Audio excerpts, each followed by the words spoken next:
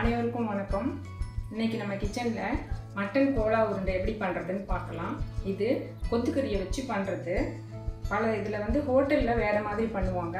எங்கள் வீட்டு ரெசிபியை இன்றைக்கி நான் உங்களுக்கு செஞ்சு காமிக்கிறேன். வாங்க இப்போ அதுக்கு தேவையான பொருளெல்லாம் பார்த்துடலாம். இன்றைக்கி நான் மட்டன் கோலா செய்ய போகிறேன். அதுக்கு 1/2 கிலோ கொத்துன கறி கேட்டு வாங்கி வச்சுருக்கேன். நீங்கள் கறியாக இருந்தால் மிக்சியில் போட்டும் பொடிச்சிக்கலாம். நான் இந்த மாதிரி இருந்ததுன்னா ஒத்தா போல் நல்லா வரும். அதனால் கொத்தி வாங்கிக்கிறது தான் நல்லது. இது கூட சேர்த்து வேக வைக்கிறதுக்கு வெங்காயம், தக்காளி, கருவேப்பிலை எடுத்துருக்கிறேன். இதை வேக வச்ச பிறகு தாளிக்கிறதுக்காக பொட்டுக்கடலை, முந்திரி, பூண்டை பொடியை அரிஞ்சு வச்சுருக்கிறேன். மிளகுத்தூள் கொஞ்சம், பச்சை மிளகாய் 3 மிளகாயை நல்லா பொடியை அரிஞ்சு வச்சுருக்கிறேன். மஞ்சத்தூள், இஞ்சி பூண்டு பேஸ்ட்டு இதெல்லாம் ரெடியாக இருக்குது. இப்போ நம்ம கோலா எப்படி செய்யறதுன்னு பார்க்கலாம். இப்போ ஒரு அடுப்பில் குக்கர் வச்சு அது கூட நம்ம கீமாவுக்காக வச்சுருக்கிற இந்த கொத்துக்கறியை சேர்த்துக்கிறோம்.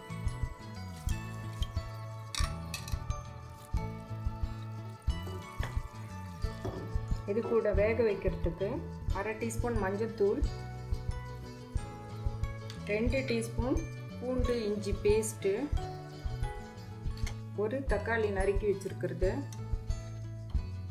ஒரு வெங்காயமும் 2 கொத்து கருவேப்பிலையும் சேர்த்துக்கிறோம். இது கூடவே ஒரு 1/2 டீஸ்பூன் உப்பு, இது கூட ஒரு 1/2 டம்ளர் தண்ணி போட்டு வேக வைக்கணும். நிறைய தண்ணி ஊற்றக்கூடாது, இது உருண்டை பிடிக்கிறதுக்காக வேணும் இல்லையா, அதனால் ஒரு 1/2 டம்ளர் போட்டாலே போதும். இதை மூடி 5 விசில் வர வரைக்கும் நல்லா வேக வச்சு எடுத்துக்கணும். குக்கரில் வேக வச்ச கறியை எடுத்துக்கிட்டு அதில் இருக்க தண்ணியை தனியாக எடுத்து சூப் கூட வச்சுக்கலாம், இல்லை குழம்பு வச்சாலும் சேர்த்துக்கலாம். இது நல்லா ட்ரையாக இப்போ மிக்சியில் அரைச்சி மைய மாவு மாதிரி உருண்டை பிடிக்கிறதுக்கு எடுத்துக்கணும். குக்கரில் நான் கறி போடுறேன்.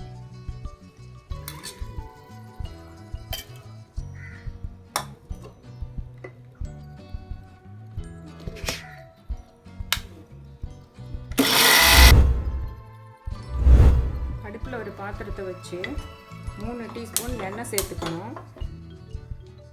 ஃபஸ்ட்டு பொடியாக நறுக்கி வச்சுருக்கிற ஒரு 5 பல் பூண்டை நல்லா பொடியாக நறுக்கிக்கணும். அதை எண்ணெயில் போட்டு வதக்கணும்.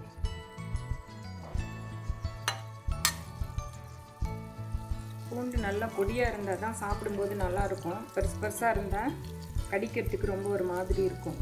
நல்லா பொடியாக இருக்கும், இல்லை மிக்சியில் ஒரு விப் பண்ணிக்கும். இது கூட அதே மாதிரி பொடியாக அரிஞ்ச ஒரு 2 ஸ்பூன் வெங்காயம், ஒரு கொத்து கருவேப்பிலையை நல்லா பொடியாக அரிஞ்சு வச்சுருக்கேன், அதையும் சேர்த்துக்கலாம்.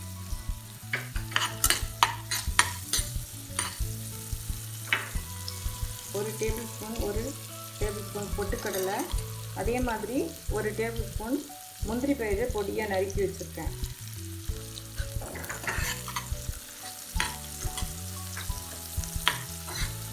இதுக்கு காரத்துக்கு மிளகாத்தூள்லாம் போட போகிறதில்ல. கொஞ்சம் 2 பச்சை மிளகாயும் 1/2 ஸ்பூன் மிளகுத்தூளும் சேர்த்துக்கிறோம்.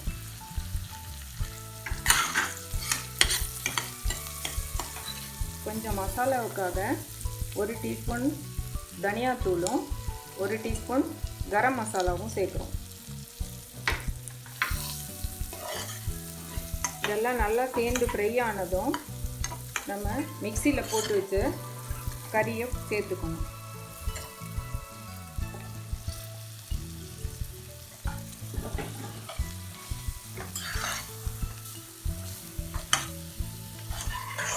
தண்ணி இல்லாமல் நல்லா சுண்டி உருண்டை பிடிக்கிறதுக்கு ரெடி பண்ணணும். தண்ணி இல்லை, அடி பிடிக்க ஆரம்பிக்குது. இப்போ நிறுத்திடலாம். இப்போ ஒரு பாத்திரத்தில் ஷாலோ ஃப்ரை பண்ணுறதுக்காக எண்ணெய் ஊற்றி வச்சுருக்கேன். இது காஞ்சதும் நம்ம கோலாவை ஷாலோ ஃப்ரை பண்ணி எடுக்கலாம். இப்போ நான் 2 முட்டை எடுத்து அடித்து அது கூட 2 ஸ்பூன் மைதா மாவு கலந்து வச்சுருக்கேன். எண்ணெய் இழுக்காமல் இருக்கிறதுக்காக மைதா மாவு போட்டிருக்கேன். எண்ணெய் நீங்கள் மைதா மாவு போடாமையும் பண்ணலாம், ஆனால் இதுதான் ரொம்ப நல்லாயிருக்கும். இது மாதிரி நல்லா முட்டையில் கோட் பண்ணி போடணும்.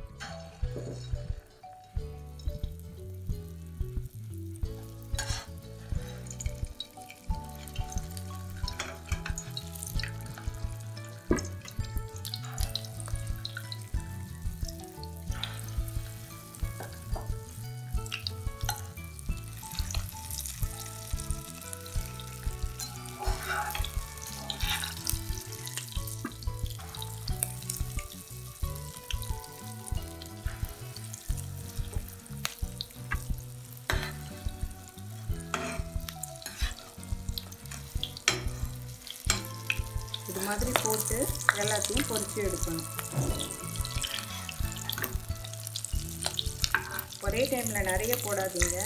பாத்திரத்தோட அளவுக்கு ஏற்ற போல் 3, 4 அந்த மாதிரி போட்டு எடுத்துக்கணும். ரொம்ப நேரம் இருந்தால் முட்டை கருகிடும். ஏற்கனவே கறி வெந்திருக்கிறதுனால இந்த மாதிரி ஆன உடனே எடுத்துடலாம்.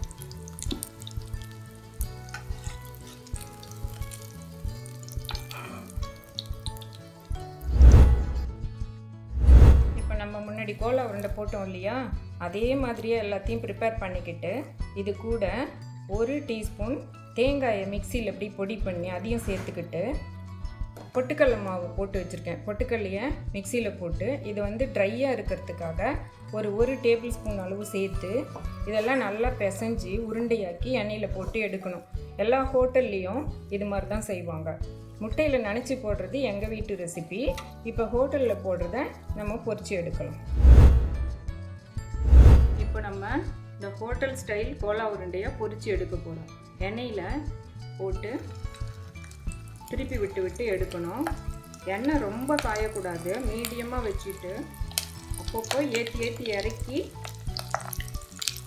எடுத்துக்கணும்.